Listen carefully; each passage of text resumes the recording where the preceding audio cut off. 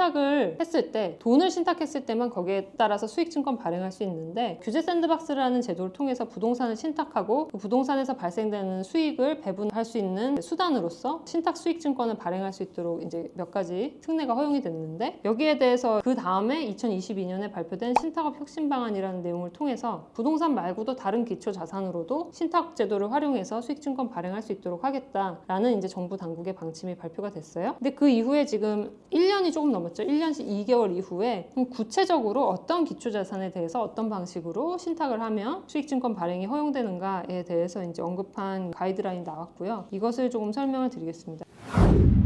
그래서 앞으로 조각투자 상품이 이제 이런 게 나오겠구나. 아무 자산이나 신탁을 해서 수익증권 발행할 수 있는 건 아니지만 적어도 요 요건을 갖추면 앞으로 수익증권 발행할 수 있겠구나 라는 점을 이제 설명드리려고 하는데요. 첫 번째 제시된 게 객관적인 가치 측정과 평가가 가능한 자산이어야 한다라고 하고 있습니다. 그래서 이 발행인이 만약에 내가 가지고 있는 자산이 가치평가가 좀 어려운 자산이다 라고 하면 사실 이 부분은 쉽지 않을 수가 있고 명확한 가치평가 방법이 있거나 또는 자기들이 자체적으로 제작한 어떤 자체적으로 만든 굉장히 혁신적인 가치평가 방법을 제시할 수 있으면 이 부분을 통해서 객관적인 가치 측정을 해서 이제 이 기초 자산을 신탁 대상 자산으로 하는 이런 이제 신청을 해볼 수 있겠죠. 그것이 한 가지고요. 두 번째는 기존의 법 체계를 우회하는 건 안 된다. 그러니까 원래는 이게 뭐 집합투자증권, 그러니까 펀드로서 발행을 해야 되는 건데 펀드가 아니라 마치 이제 신탁 수익증권 발행하는 방식으로 해볼 수 있겠느냐라고 하면 자기들은 그것을 허용할 수 없다라는 것이고 또는 뭐 자산 유동화 방식이나 이런 걸 통해서 기존에 해오던 건데 굳이 신탁형 수익증권 발행 방식을 취하려면 그 이유를 이제 명확하게 제시할 수 있어야 한다라는 점을 또 언급을 했고요. 기초자산이 부동산도 있을 수가 있고 특허권이 있을 수도 있고 상표권, 저작권 여러 가지가 있을 수 있는데 처분이 어려운 자산이면 신탁을 통해서 수익증권 발행을 해도 나중에 이게 어느 시점에선 이걸 처분을 해서 그 남은 수익을 배분하는 구조가 되어야 하는데 처분이 안 되는 자산이면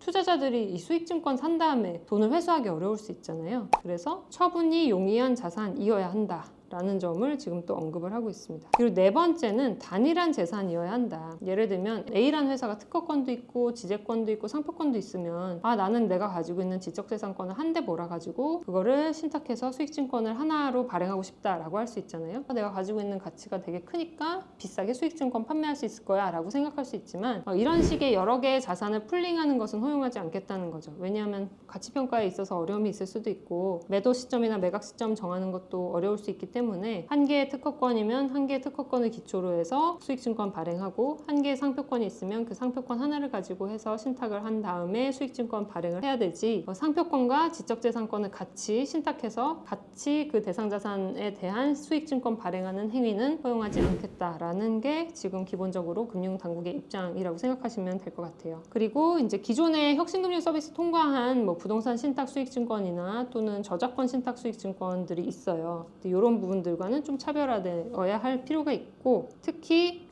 주거용 주택이나 또는 사행성 산업과 관련된 기초자산은 허용할 수 없다라는 점을 좀 명시적으로 제시를 하고 있습니다. 그래서 이런 이제 기본적인 5가지 이제 원칙에 따라서 최근에 가이드라인이 발표가 됐고요. 구체적으로 이런 신탁 수익증권 발행에 관심이 있으신 분들이나 내가 앞으로 투자를 해보고 싶다, 뭐 조각투자 상품이 어떤 게 나올지 연구해보고 싶다, 또는 토큰 증권이 어떤 식으로 발전될지, 기초자산은 뭐가 될지 생각해보고 싶다라고 하시는 분들은 이번에 발표된 이 신탁 수익증권에 관련된 기초자산 요건 등 가이드라인을 한번 참고해 보시면 좋을 것 같습니다.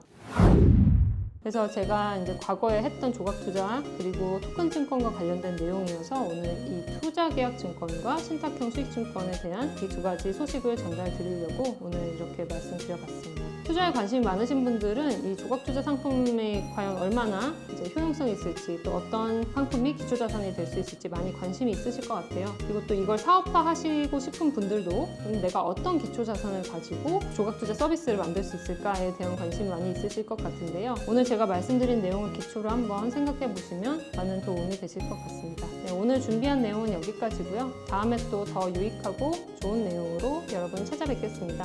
감사합니다.